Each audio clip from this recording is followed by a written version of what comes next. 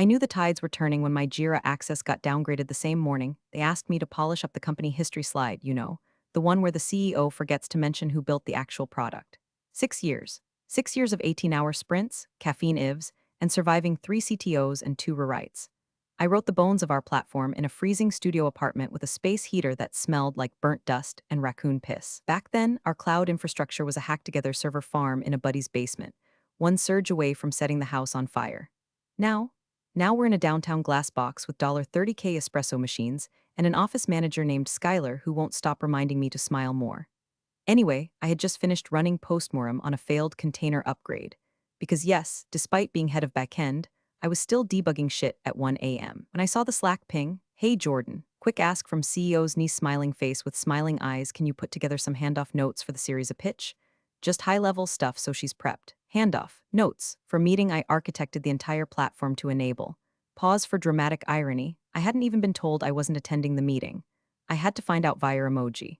Before we go further, do me a quick favor. If you're listening and your blood pressure's starting to climb, you're probably one of the 97% who enjoy these stories but haven't hit the subscribe button yet. Go on, tap that follow and drop a like. It means the world to our small, overcaffeinated team of justice junkies. All right, back to the train wreck. Let me tell you about Madeline, the CEO's niece, recent communications sciences grad who once asked me if cloud native meant we stored data in the weather. She walked into our office with a ring light, a Canvas subscription, and the confidence of a person who thinks 2 semesters of intro psych qualifies her to teach leadership seminars. Now don't get me wrong, I've seen worse hires, but they don't usually show up to all-hands meetings wearing athleisure and calling the code base the content. Her first big initiative, a pitch deck where she misspelled our platform name on the title slide. Her second, scheduling a company-wide vibe audit. I wish I was kidding. It wasn't personal until it was. 3 days after her arrival, I was pulled into a strategic alignment sync with our CEO and VP of Biz Dev.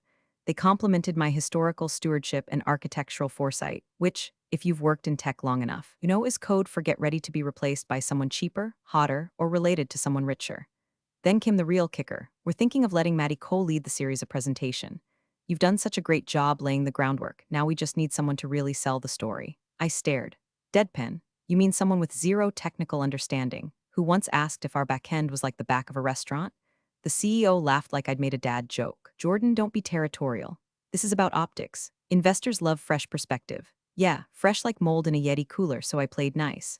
Said of course, walked out and messaged Mel. Mel's my lawyer. Sharp, fast-talking, and built like a woman who wins fights in airport bars. We went to grad school together, then took wildly different roads, me into code, her into contracts that make grown men cry.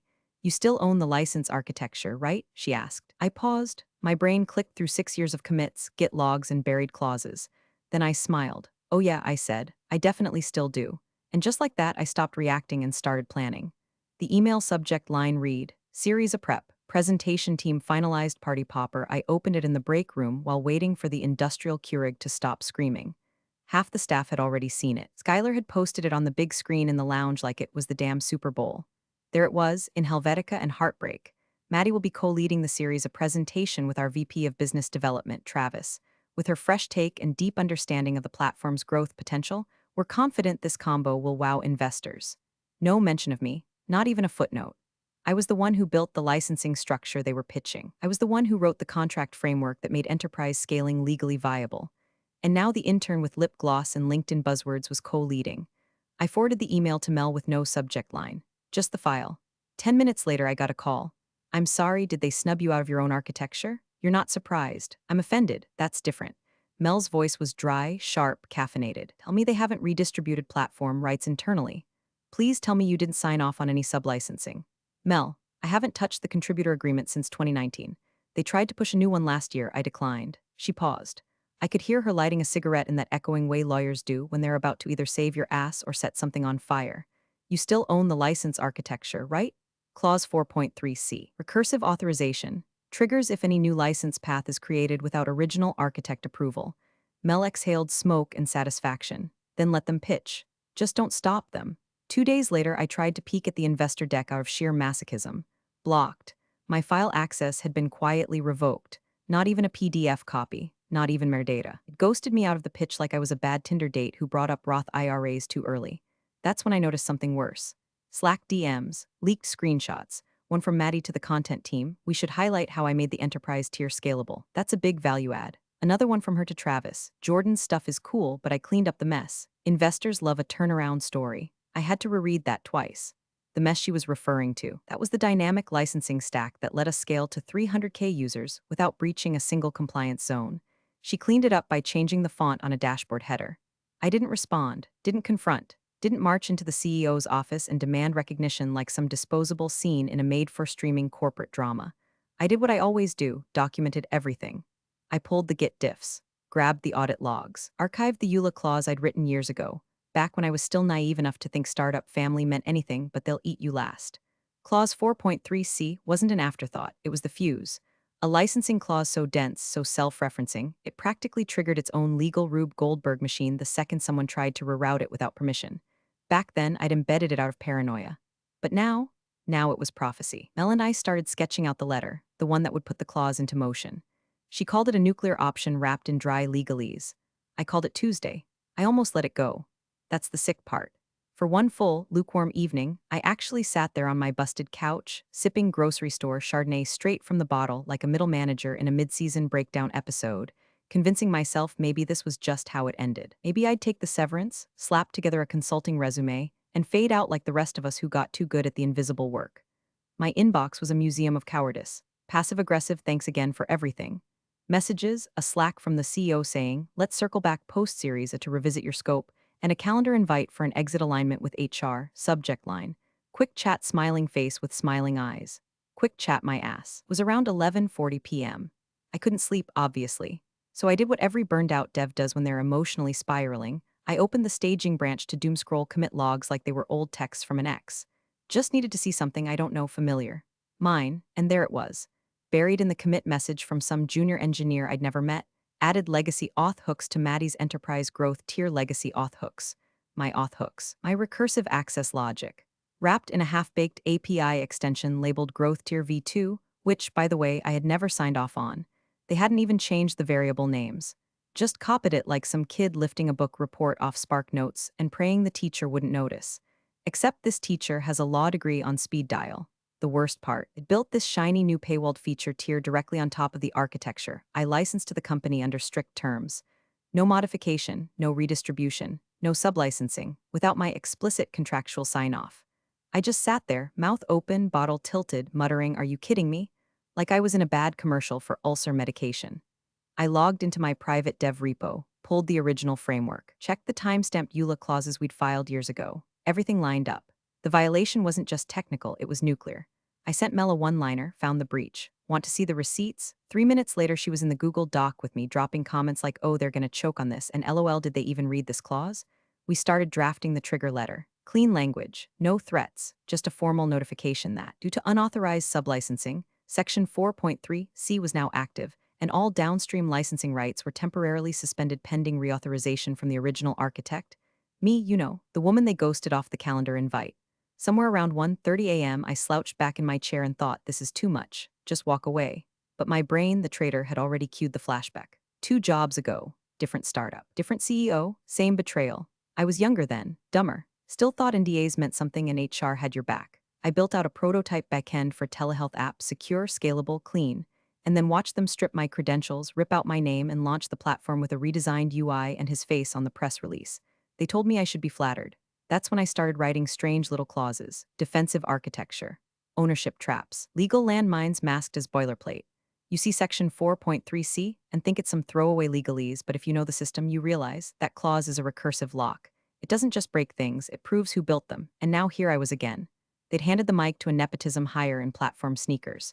They'd rewritten history and stuck a glossy cover on top, but they forgot one thing. I never stopped being the architect, so no, I wasn't going to walk away. I was going to burn the stage down before they ever reached the mic. The series of meeting was scheduled for 9 a.m. sharp in some Croman marble conference mausoleum downtown, the kind of place where the bottled water has French vowels and the receptionist wears a headset like she's launching a shuttle. I wasn't invited, not officially. The email said I was welcome to attend as a supporting resource. Supporting, like a throw pillow, or a backup generator, so I dressed the part. Black blazer, subtle makeup, hair up, not polished, weaponized. Mel met me outside the building wearing a charcoal suit, mirrored sunglasses, and an expression that said, "Cross me and I'll end your startup and your marriage in one briefcase." You ready? She asked, pulling a single sheet of paper from her bag, our enforcement notice, printed on thick, smug lawyer paper. I just smiled and said, let her cook. Inside, the room looked like an AI-generated stock photo of innovative business culture. Glass walls, wireless everything.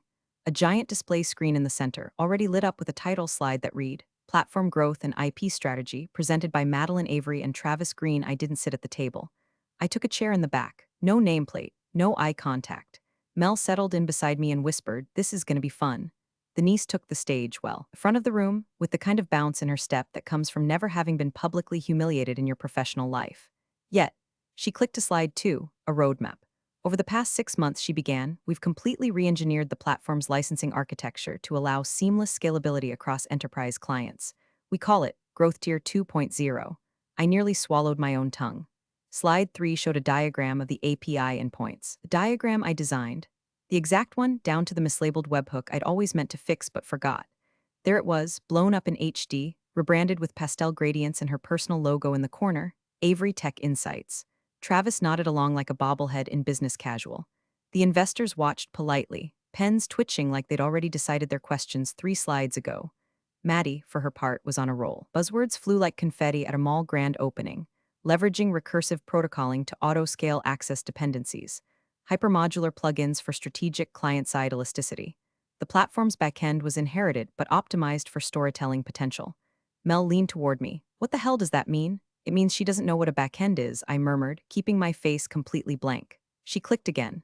Slide 7. Client dashboard redesign unlocking data empowerment. The screen filled with mocked-up screenshots of the admin panel I'd written in one brutal Red Bull-fueled week last summer after Travis promised no rush and then scheduled a demo 48 hours later. They hadn't even changed the sample usernames. One of them still said Jordan Root. Mel stifled a laugh with her palm. I stayed quiet, expressionless. Cold detachment was the game now. If I blinked too fast, someone might notice I was still alive.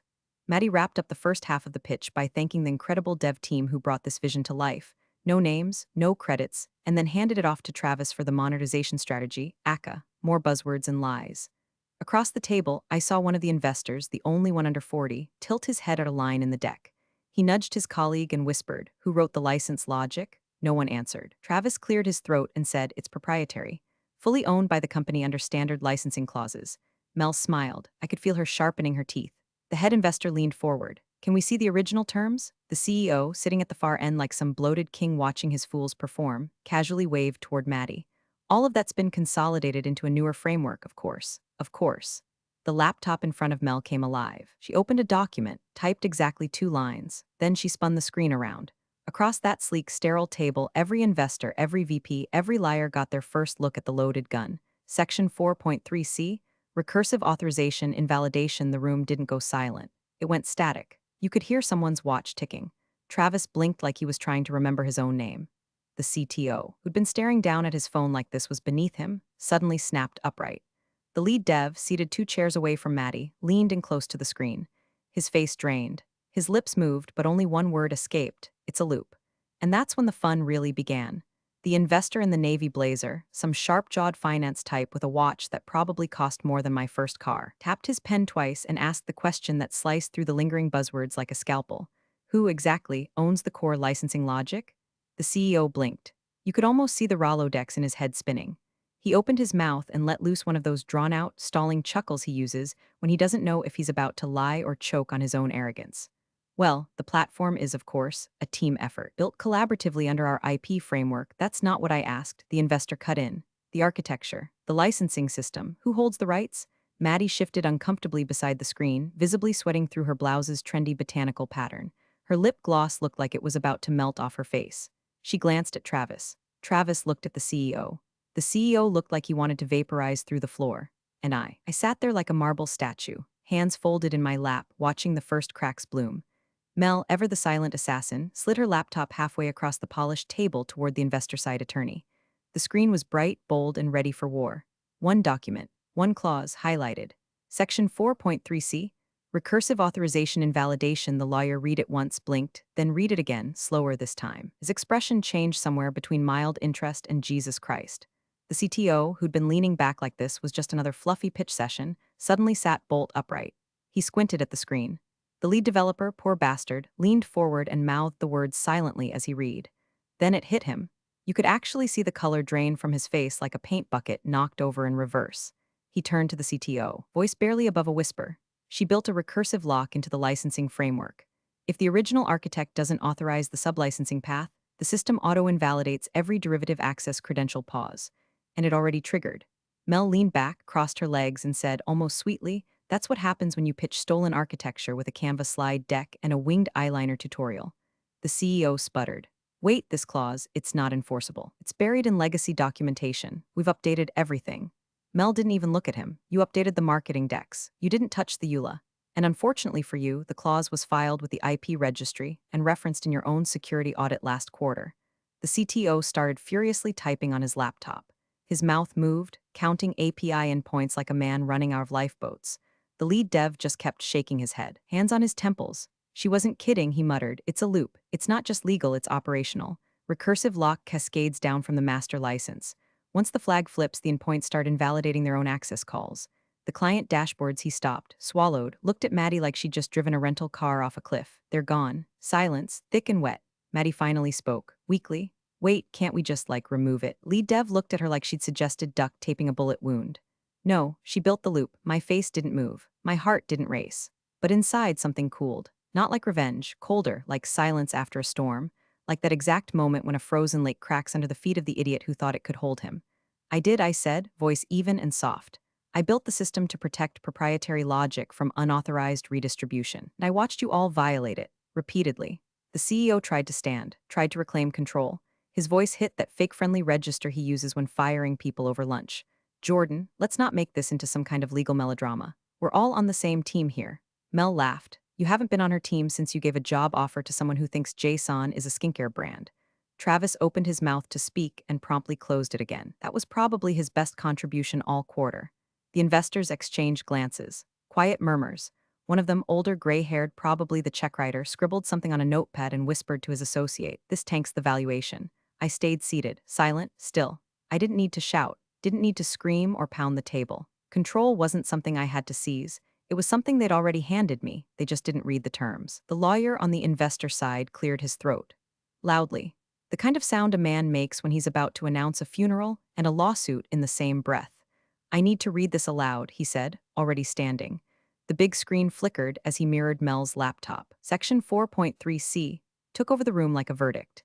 In the event of unauthorized sublicensing or derivative framework instantiation, without explicit consent from the original architecture license holder, recursive authorization invalidation will be triggered.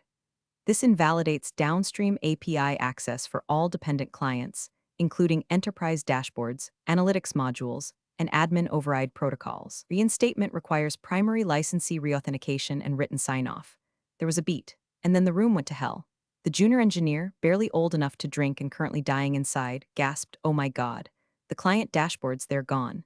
The lead dev yanked out his laptop. He was already logged into the monitoring console. One glance at the cascading error logs and he stopped breathing through his nose. "Recursive loops active," he said, voice flat. "It's not just the dashboards. Internal tools, reporting pipelines, the entire backend auth tree, it's eating itself."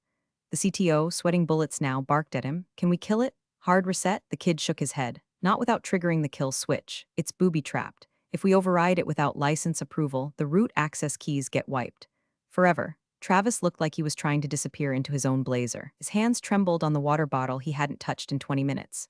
Across the table, one of the investors muttered, "This platform isn't operational." Another replied, "This isn't negligence. This is a time bomb." Maddie stood frozen near the screen, blinking rapidly, clearly trying to remember what recursive meant. She managed to squeak out one of the worst lines in corporate history. "Wait, can't we just remove it?" Lead dev turned toward her like a man who had just watched someone toss a match into a gasoline-soaked wedding dress.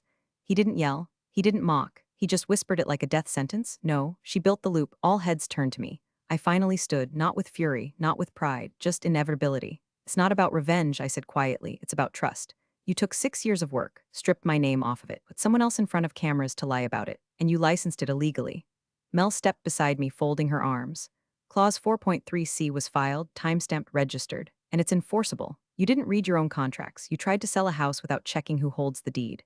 The CEO, red-faced and seething, tried to interject, "We have legal counsel." They signed off. "No, they didn't," Mel said, pulling out a printed copy of their last legal audit. "You buried this clause because you didn't understand it. You assumed the architect wouldn't notice. You assumed wrong. The CTO slumped back in his chair, suddenly very interested in the ceiling tiles. Investor voices layered over each other now. How much client data is inaccessible? Did they already breach compliance? Can we walk this back? What the hell did we just sit through? Travis opened his mouth to say something that probably started with "let's all stay calm," but his voice cracked and died halfway out. Good. And Maddie, sweet, unqualified Maddie, had finally run out of filters and flair. Her eyeliner smudged, her jaw trembled, and in that moment she realized what everyone else had. She was on stage in front of a full room pitching a product that didn't exist anymore. I turned to Mel. Let's hand them the proposal. She passed a second folder down the table, as calm as a nurse with a morphine drip. Inside, an offer, reinstatement rights, governance restructuring, founder equity redistribution, my name back on the license. In bold, the system can be restored, I said, but only if I do it. The CEO stared at the document like it might bite him. This is blackmail, no, Mel said. This is your new operating agreement, or your obituary, dealer's choice. Dead silence. Then, for the first time in that entire meeting, I saw it in his eyes. Not hate, not arrogance. Respect. The kind that only comes when someone realizes they've been playing checkers on your chessboard. The CEO, desperate and deluded, tried to bluff. He stood, hands flared, voice suddenly too loud for the room. Okay, folks, let's all take a breath. This is just a misunderstanding, some outdated clause nobody flagged. We'll get legal on it, patch whatever this is. Be back online in, what? A few hours. The lead dev didn't even lift his head. We're not back online in a few hours, he muttered. We're not back online at all unless she reauthenticates the root license. One of the investors, the older one with the Montblanc pen and thousand-yard stare, capped his notes and stood up. No drama, just a quiet signal, we're done here. His associate leaned in and whispered, not quietly enough, this just tanked the valuation. Second investor packed his laptop. A third pushed his chair back, face blank with corporate detachment, the kind you develop only after watching one too many million-dollar bonfires up close. The room started bleeding credibility, and that's when I stood. For real, straightened my blazer, walked to the center of the room like I owned it because in a very specific, very enforceable way I did. My voice didn't need to rise. I didn't need the room to hush. It already had. The clause, I said, staring directly at the CEO, was designed to protect intellectual property from internal theft. A pause, I let it breathe, which this is. Mel was already pulling the proposal out of her folder. Clean layout, bullet points. No threats, just math. Here's what happens next, she said, passing copies down the line. We restore operational access. Jordan reauthorizes the licensing pathway. But that's contingent on three things. One investor raised an eyebrow. Which are? Mel smiled like a shark that just spotted blood through tinted goggles. First, Jordan is reinstated as principal architect with full governance oversight. Second, founder equity is redistributed according to original IP contributions, retroactively validated via the timestamp commit logs and signed audit trails. And third, 2 seats on the board go to neutral technical advisors, one of whom will be Jordan. The CEO sputtered, this is a hostile takeover. Mel didn't even look at him. This is a mercy clause. You stole code, built a revenue tier on stolen architecture, and tried to sell it as your own. If Jordan hadn't embedded Section 4.3c, your investors would be looking at a class action data breach lawsuit by Friday. There it was. No more spin, no more Nissan or ring light presentations. Just truth, ugly and legally binding. Across the table, CTO looked up at me for the first time all morning. And for the first time in years, he looked sober. You wrote that clause from the start? I wrote everything from the start. Another beat. And then the lead investor nodded once, slow and final. She's the platform. The CEO tried to laugh again. It came out broken, hollow. She was supposed to be support, he muttered. No, I said. I was the failsafe. And now every fuse had been lit. I had 2 choices, honor the proposal or explain to every client why their dashboards were dead, their data in limbo, and their series a collapse because someone thought nepotism trumped infrastructure. Mel stood beside me, arms crossed. You have 48 hours. She didn't raise her voice. She didn't need to. I had already detonated the loop. Now I was offering them the only exit. The email went out that afternoon. Terse. Surgical. Subject. Action required. License reinstatement terms from Mel to exec team board. Investors, you have 48 hours to finalize and sign the enclosed agreement. Failure to comply will result in irrevocable recursive lockout of all active API endpoints, database authorization layers, and client-side integrations. This is not a threat. It is the consequence of a breach. Sincerely, counsel to Jordan M. Hale, original architect. Platform core licensing logic. The timer started ticking. The niece was the first to flinch. Less than an hour later, HR got a Slack from the CEO. Please remove Madeline Avery from internal cap table, all platform permissions, and investor materials immediately. Reassign all series a narrative attribution to internal dev leadership. He didn't even bother CCing her. Word spread fast. The investors started circling like sharks with legal pads. One requested a full audit of Maddie's contributions. Another asked for the commit logs going back 5 years. Someone on the ops team panicked and tried to pull old screenshots off Slack to retroactively show collaborative development. It only made things worse. By the end of day one, I was sitting at home, sipping something brown and deserved, watching the access logs roll back into my inbox one by one. The CTO reinstated my root credentials without comment. Travis tried to schedule a call. I declined with a one-word reply, no. On day two, the CEO caved. He signed the new governance agreement with a hand so shaky, the signature looked like a lie detector readout. Mel watched him do it in silence. She didn't smile, neither did I. There was no victory lap, no fist-pumping finale, just cold, clean return. I wasn't back for title. I was back for the ledger. Equity was reissued based on contribution value, not job title. My name slid into the cap table like it had never left, except now it was bolded. They tried to offer me an apology in the boardroom, something half-scripted about miscommunication and evolving roles. I held up a hand. We're not doing the performance piece. Just fix what's broken. That night, a private calendar invite appeared. Investor strategy call, Jordan Hale only. I joined from my kitchen, wearing an old hoodie, hair still damp from the shower. 3 lead investors were already waiting. First off, one of them said, "You should have been leading this pitch from the start." I replied. They just didn't realize it. We went over the proposal I'd written for scaling the backend properly, actually scaling it, not the lipstick on a dashboard version Maddie had spun. They asked smart questions. Listened, took notes. No smug interruptions, no fake compliments. Before ending the call, one of them asked, "What do you need to stay?" I didn't answer right away, not because I didn't know, but because it felt good to let them sit with the silence for once. Then I said, "I don't need to stay. I just need to make sure the system survives without liars at the helm." That was enough for them.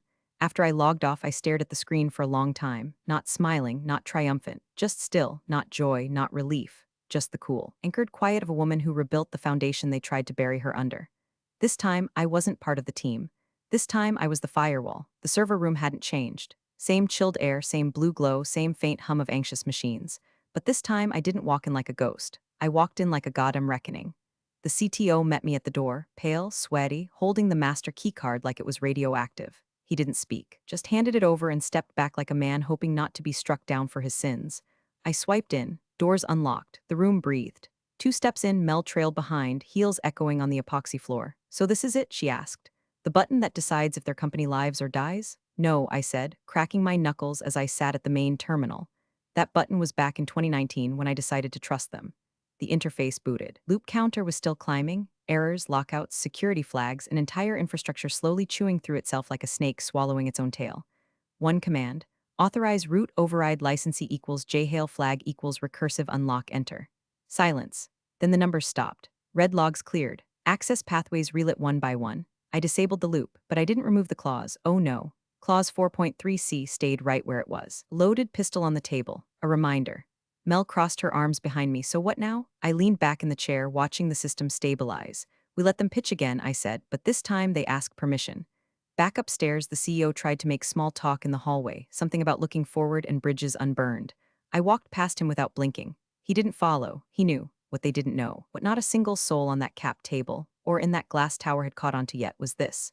While they were busy scrubbing me from the narrative and photoshopping my name out of every deck, I was building something else. I'd quietly pulled my original dev team back together months ago, one after another. The engineer they laid off in Q2, she's my new head of infrastructure. The QA lead they ghosted after maternity leave, she's running ops. The database architect they phased out, he wrote the core schema for our new product. And thanks to a little investor call that went better than anyone expected, we're already fully funded. Clean cap table, bulletproof EULA, no nepotism, no buzzwords, just talent and teeth. I didn't tell them, I didn't have to. At 6:17 the next morning, I boarded a plane, window seat, 1 carry-on, laptop, charger, sunglasses. Flight attendant smiled and handed me a coffee. "Are you heading to the Vegas Tech Summit?" she asked. I smiled back. "Yeah, keynote," she paused. "Are you Jordan Hale?" "That's me." The summit banner flashed across my phone screen. Featured speaker, Jordan Hale, architect of resilience. I sipped my coffee. Looked out the window as we climbed. Below me, the city shrank, the buildings just shadows. I left the claws in place. Because next time, there won't be a warning. Big thanks for watching, you sneaky seniors. Subscribe to keep the coffee pot brewing revenge. Your ex-colleagues won't know what hit 'em.